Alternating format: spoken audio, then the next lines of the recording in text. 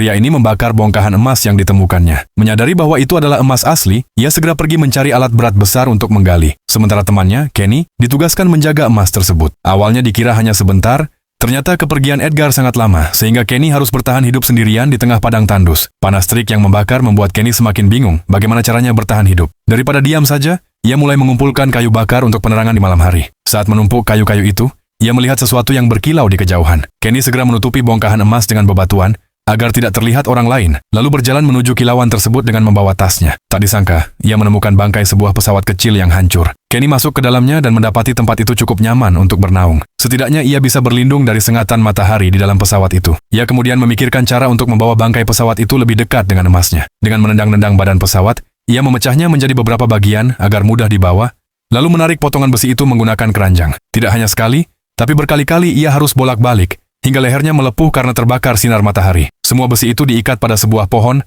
agar bisa menjadi pelindung baginya, sambil tetap menjaga emas. Ia mencoba tidur siang, namun tidurnya selalu terganggu karena teriknya matahari yang tak memberi ampun. Stres, Kenny bahkan sempat curhat pada seekor kalajengking yang muncul di bongkahan emasnya. Setelah kalajengking itu pergi, ia terpikir untuk mencoba sesuatu. Dengan menggunakan batu kecil, ia memecah bongkahan emas tersebut. Tak disangka, usahanya berhasil. Meski hanya pecahan kecil, Kenny sudah sangat puas. Tak lama kemudian, Edgar menelpon. Kenny dengan gembira menceritakan bahwa ia berhasil memecahkan bongkahan emas itu. Namun, bukannya dipuji, ia justru dimarahi. Edgar memerintahkannya untuk tetap berada di sana dan menjaga emas, karena ia akan segera datang. Kenny yang polos menurut begitu saja, walau ia hampir kehabisan air dan makanan. Lebih parah lagi, ia harus menghadapi anjing-anjing liar yang siap menyerang kapan saja saat ia lengah. Keesokan paginya, Kenny terbangun dengan kondisi kulit yang pecah-pecah. Ia menuangkan sedikit air ke dalam botol minumnya, tetapi tiba-tiba seekor ular mendekatinya. Kenny perlahan mengambil pisau dan berhadapan dengan ular berbisa itu. Ia berhasil mengusir ular tersebut, namun aksinya membuat botol yang berisi air terjatuh dan tumpah,